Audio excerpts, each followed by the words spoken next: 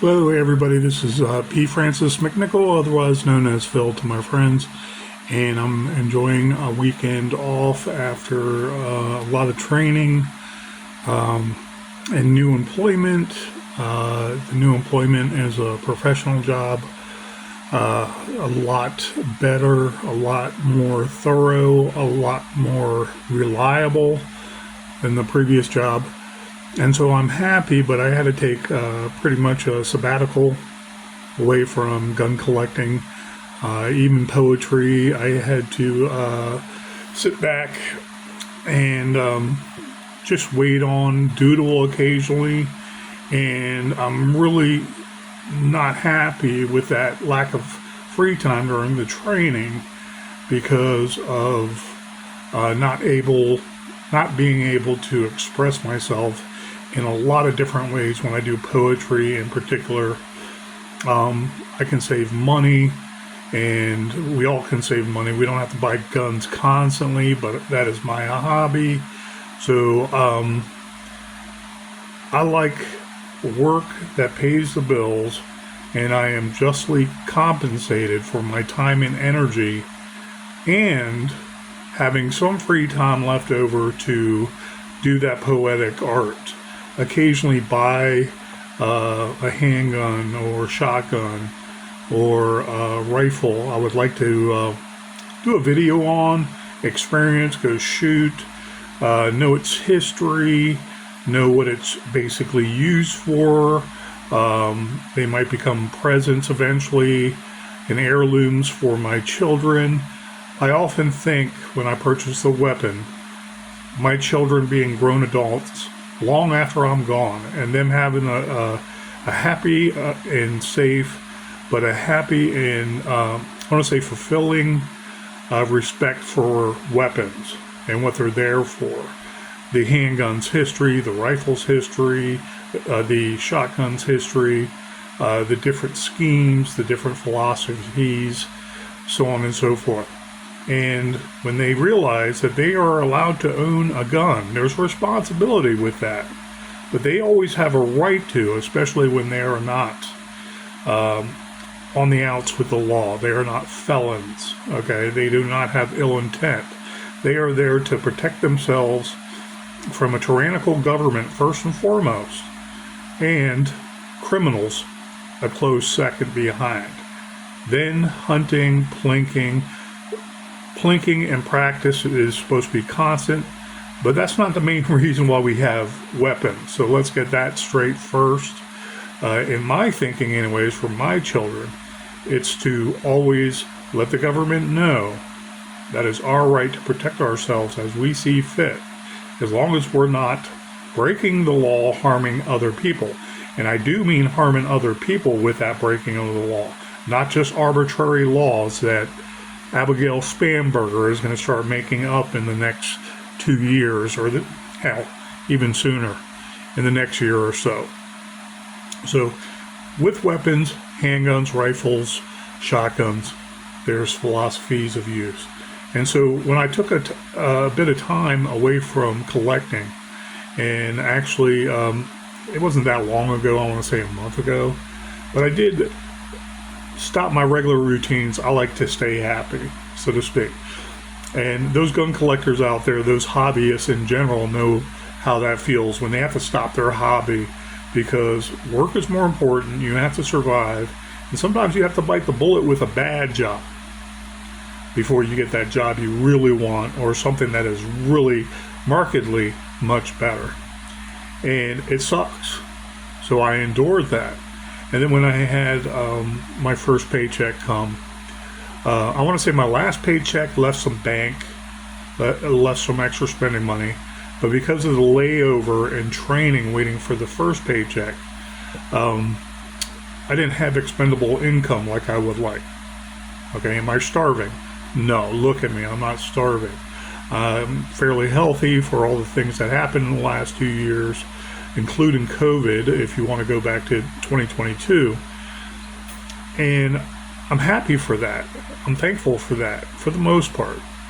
I have the dry COVID cough that's never ending, that has been going on since 2022. However, I still stay healthy, and I still, even though I gain some weight here and there, I still have needs met, wants met, for the most part. So I held off on buying handguns, and I held off on doing my regular hobbies of poetic verse in the meantime, because I want to work on the long game eventually and do novels.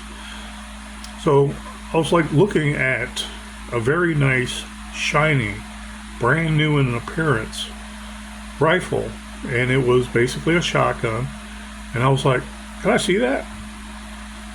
And the guy across the counter at my local gun store, he was like, yeah. And he broke it down, and it folded in half. And I was like, oh, it's one of those. It's a backpack model. He said, yeah. And he said, that's a Chiapa, or Kiapa, or however anybody wants to pronounce it. Have at it. I call it a Chiapa. People call them Chiapets. Joking. And they handed me over this weapon.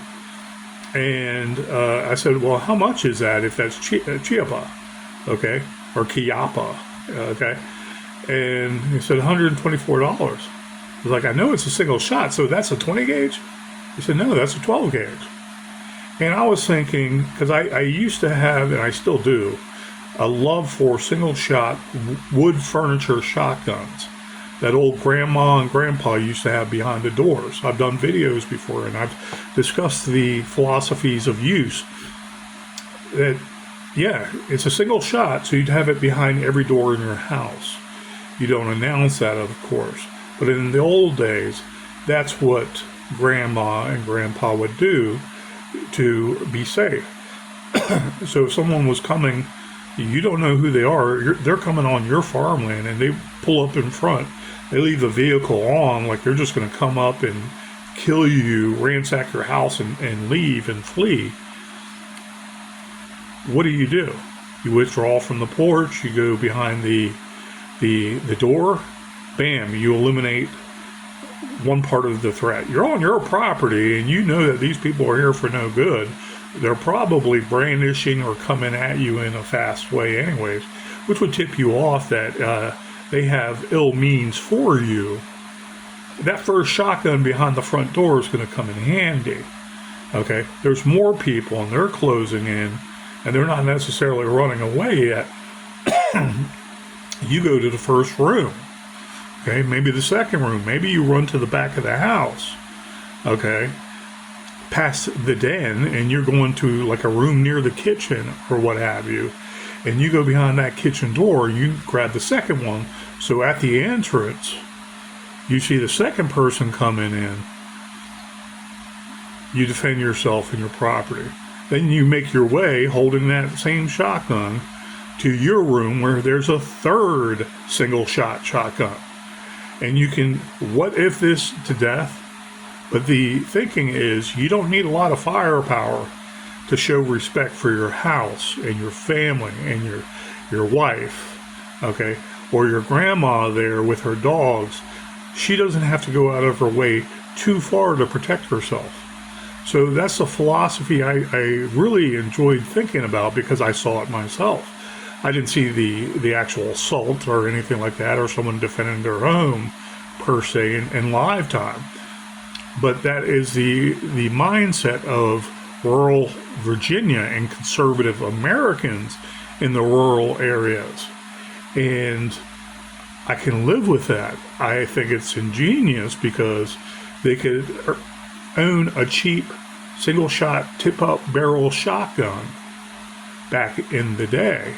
And then they get, I don't know, maybe a couple months later, go on to church. After church, they go, I don't know, to Sears or something, and they buy another one of those partners, 12 gauge shotguns. So anyways, when this gentleman handed over the Chiapa, or Kiapa, God, I'll never say it right, so I'll just call it a Chiapa. He said, yeah, that's a Charles Daly. And I was like, okay, Charles Daly. And I had to do some research after I purchased said weapon. Charles Daly Precision Instruments, Precision Weapons. They were purchased by Chiapa. Okay, so they are in a niche of specialty shotguns or single-shot shotguns, survival guns with a 22 over and under. I'll get to that in a minute. But, the Chiappa Badger, I think it is, has two 22 rifles, and it's just a wire stock, and it's basically very thin barrel, and it's there to use when you're stranded in the woods. It's in your backpack, and you have to eat something. And we all don't go hunting, so we all don't know how that feels yet, because we don't starve until we starve, and we were like, yeah, this ain't good. Okay. And so with my background being homeless and camping in the military and stuff like that, I know how it feels when you're starving and you're stranded and you ain't got nothing but you. Okay. And your saliva to keep you going until you get water, you get food, you get shelter, and it's in any order, something that helps you survive, stay warm, warmth, okay, so on and so forth. Those basic needs we need. And when you're hungry, something comes over you where you go on automatic pilot, where you're thinking food, that I want to say tightening of the chest feeling, that being thirsty feeling, and the back of your mouth is kind of dry, and your stomach starts to, I want to say, rumble because of the air that you're swallowing over a long period of time. And that food becomes the priority. Can you find nuts on the ground? Can you find roots on the ground? You would eat grass that your body can ingest, even though it might not be 100% good for you, but you might eat something like grass just to satiate you temporarily. Chew on it a bit. Let those salivary glands kick in so you don't go into that hyper panic mode, so to speak, of fight or flight. So anyways, you have these specialty weapons with a backpack, mind you, you can use to your advantage to go hunting. I've shot things before. I know how to kill things from before. Do I want to do it constantly? No. If it's hunting and it's sport and it's to downgrade, I want to say certain populations of animals, that's even better. But if it's food, it's supposed to be for food. And that's where I have no problem with it whatsoever. Am I going to eat a feral cat? No. But if I have to get rid of a feral cat or a feral raccoon or infestation one way or another using a weapon, I will. I have no problem with that. But just going out to go hunting for the sake of hunting because I don't need anything, I try to shy away from that. I'd love to go deer hunting every day of the week if I could. But let those bucks grow, let those does grow, and that shows our life is better around nature and what God intended. But I do love venison, and I'm not anti-hunter, trust me. I just don't do it often, and I like to think that there's a reason why I do hunt. So, anyways, starvation aside, we will go hunting, and we will shoot something, and we will skin it right there and then if we had to. Let's hope we don't get any diseases from that before we're saved and we're rescued. So anyways, the gentleman handed me over the shotgun, and I was very happy to look at it, and I was surprised. I was pleasantly surprised, and I had the reverse of sticker shot when he said, no, that's only $124.99. And I'm thinking to myself, when I had that craze about single tip-up barrel shotguns, when my kids were relatively young, I want to say 2014, in the 2000 teens, even before that, I had a girlfriend, and she was talking about her mother, so I bought a cheap tip-up barrel partner, I believe it was. It was one of the cheap ones. And I re-shellacked the wood furniture on it, the front foregrip and the stock. And I was very happy because they last forever. And thinking of her mother being older than us, she would understand, hey, keep one loaded, put it behind a door where you know it is. No one else would even think about it until they're in your house, you're closing the doors, you're going to bed for the evening. Even then, you can carry that son of a bitch all the way to your room so you feel safe and put it behind your door there. It would be a nice gift. And that's when I started looking more at the philosophies of how would I even use a single shot 12 gauge shotgun. And it all came back to me, and I was like, $124. Back then, they were $90. You could get some for $50. I know they were very inexpensive, under $100.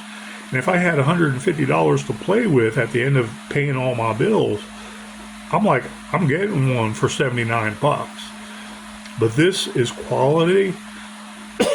Age doesn't have much to do with it now.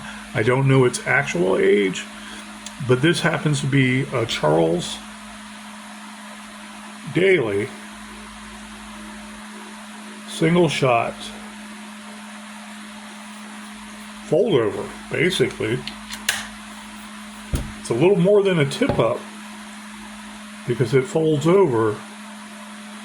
So going over this is a 21-inch barrel, no choke here.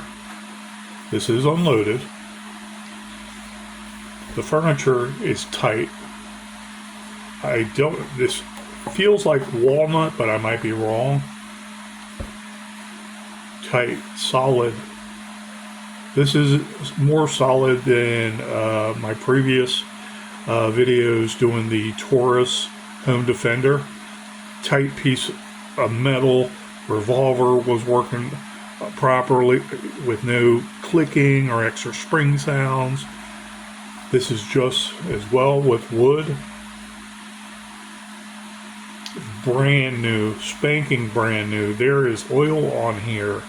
If they fired it once, the actual owner, if they fired it once themselves, I'd be shocked. So let's go over what it says on here. Chiappa Farms, Dayton, Ohio. That's probably the center that they bring it in, because I'll tell you something in a second. On this side, on the left side, it says Model 101, 12 gauge, 3-inch. Okay, so this right here is a 21-inch barrel. It's a shorter model. There might be a shorter one with like an 18-inch barrel, but I believe there's also 26 or 28-inch barrels. Beautiful shotgun. Do you want to go to war with this and carry this around everywhere? No. If you carry it around and it's empty in your backpack, you're going through the woods, you plan on hunting, you set up a rallying point, your own little bivouac area, then you load up, you start carrying this. Could you go hunting? Yes. So it could be self-defense in the house, but out and about, hunting, and that's the purpose. This trigger finger right here, always remember, is just to tip up the barrel, and then it folds down. It has the lanyard rings here, halfway up this beautiful stock. That is solid, well put together. The lanyard ring right there by my finger, and this can go in your backpack. I'm 6'1", so looking at me, this goes down to my waist. You would have a good size, I want to say professional backpack with all your stuff in there. Okay, like if you were doing the Appalachian Trail. Okay, and you wanted to carry this, you would have no problem with having a weapon on your side and carrying this in the back. If you plan on actually going hunting, maybe you could load this and put it in your tent for bigger game you might be worried about. So just remember, this front trigger here, our lever, releases everything. You push it down, unload it, you load it up, 3-inch slugs, 3-inch double odd buck, all good for here. 12 gauge round slug or 12 gauge double-aught buck. Researching it, you're talking about 1,200 feet per second to 1,300 feet per second. So if you have one double-aught buck in here, you're shooting 9 pellets, 30 caliber, basically size. You're going to have some kick off of this, but you have some protection, I want to say, as it fans out to hit what you're aiming at. Now, I would like to think we're more humane than that, have a slug in here if you're trying to go for bigger game, like a doe, like a buck, okay? And I don't even know how the particulars are in certain states, buck season or doe season. How would you know if a mother doe is old enough to go, so to speak? Rhyming here. But so on and so forth. You would want something like this for it to be fairly quick and efficient and humane. Great piece of work though, brand new. $124. Yeah, that might be their price. And this is secondhand, technically. However, I did some inspection inside the breech area. Okay, this is the stock part. And right there on this, over here, the receiver, that is the breech also. Okay, and this part here fits right into here. But if you look on that, these two sides here, it says made in Merrick, Turkey. So again, there's a theme here with Turkey making excellent work. ISO 9000 work.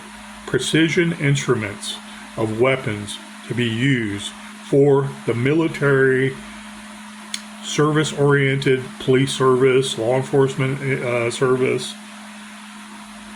And then the serial number, you can't see it on this video, but the serial number is a long one right here. So it says made in Turkey on one side here, and the serial number here. That's like, oh, okay, this is like a frickin' VIN number on this sucker. But the precision is remarkable.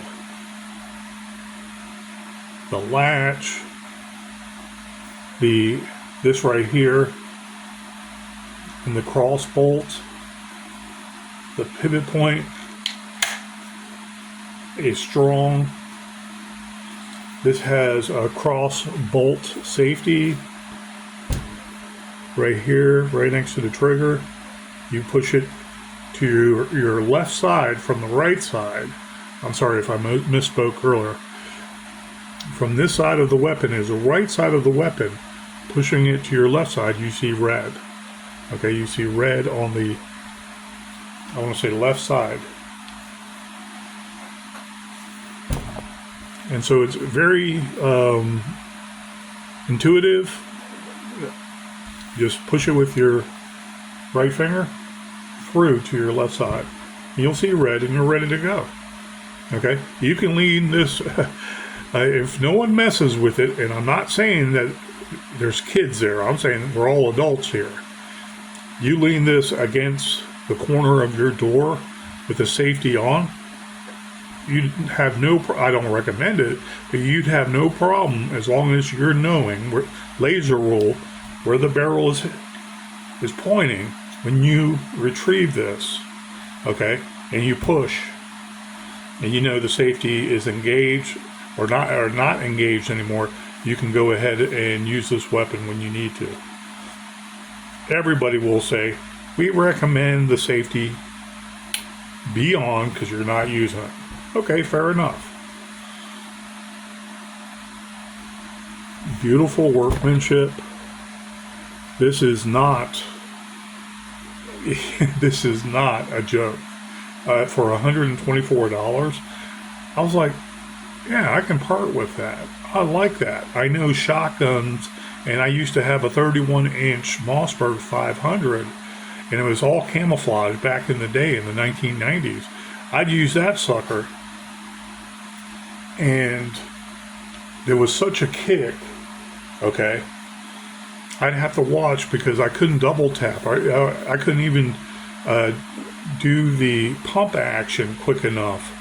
Okay, because my shoulder was freaking bruised at that point. And there would be 4 or 5, if I moved it a little because it hurt, there would be 4 or 5 different welts of purple on my shoulder right here.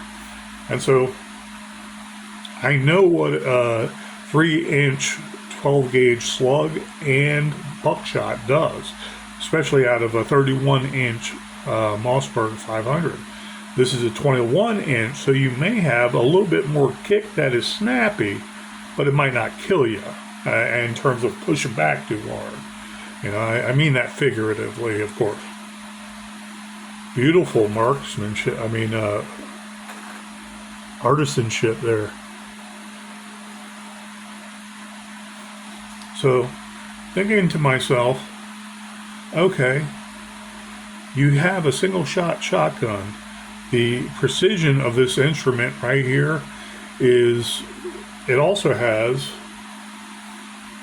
it has just the, I want to say the Runnel sights. There's not a bead up here. If you wanted to, I'm sure you could. An armorer could put it in there with precise equipment, you know, so it's measured perfectly and isometric. Would you really need that, though? Think about it. Would you really need that? In a minimalist society that I like participating in, I'd be like, no, this is fine because I know I can line it up. The U-notch gully or runnel here, you can see easy enough. So if you were to have 3-inch double-aught buck with 9 pellets coming out, 1,200 feet per second at the very least, okay, you feel safe and happy that you lined this up perfectly, point and shoot. Maybe not hip shooting, but you don't need much to aim this, trust me.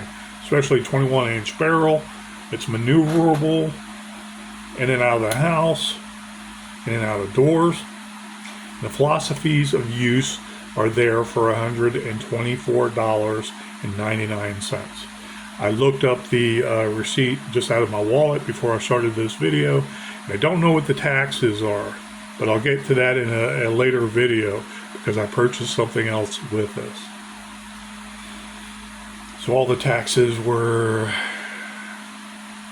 I think like $8 on a $600 purchase. No, $13. I might be wrong. Beautiful workmanship.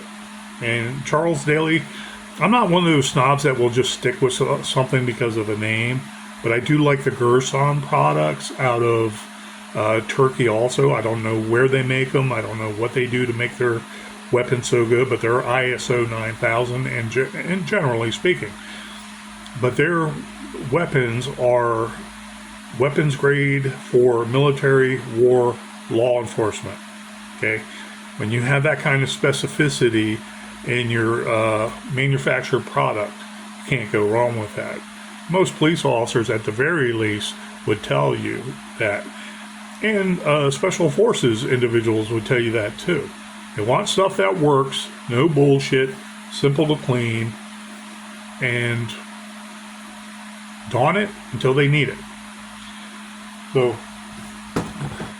that's the conclusion of my video, with the exception of with a 12 gauge 3-inch chamber. You can put up to 3-inch shells in there.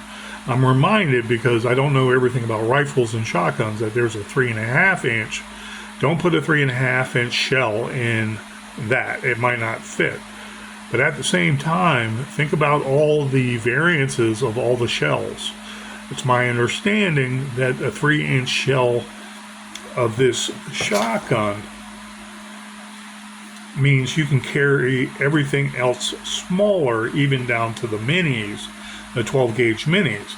So you're getting away from the concept of being useful when you get smaller and smaller. Like, could this just be for bird shot and shooting birds? It's like, okay, do you really want to eat the meat with a bunch of lead in it? What's the purpose of that? You're kind of getting away. Yeah, you can, okay, put a birdshot load in here, okay, no matter what size shell it is. But is that going to help your processing the meat? Is it actually doing something? Is it for self-defense? Theoretically, even birdshot can be used in self-defense against humans that are assaulting you. I understand that. But you'd probably want to go with the double-aught buck or the slug with this. Keep it simple. Okay? Aim, line up, defend yourself. So the philosophies of use are there for this, and I'm very proud of purchasing this today. And there's always great deals out there. Going past the philosophies of use, I like to think of basically weapons that have multifaceted reasons to exist. You know, I'm a minimalist by nature, but a utilitarian when it comes to prepping. So if you purchase one weapon, does it have more than two uses, more than one use, just sitting there and looking like something above the, the fireplace? Who knows? You might not ever want to shoot that weapon at all, but it brings back memories of when you did shoot it at one time. So you purchased it this time, this weapon this time, because it was the same make and model and same everything. And you wanted it ornamental. That's another reason to own a weapon. I admit that. So I was very happy for that, because I was thinking, let's say $89 tip-up barrel, 2013, 14, and 15. And now you have a really brand new tip-up and folding weapon you can put in your backpack for only $124.99. It was worth it to me. So, anyways, guys, thank you, and I hope you appreciated this video, and I hope you have a great weekend. Be safe out there. Protect yourself, protect your family, protect your community, protect your state, and protect your God-great United States. I haven't said it lately, but it still holds true. It's worth protecting. Thank you, guys.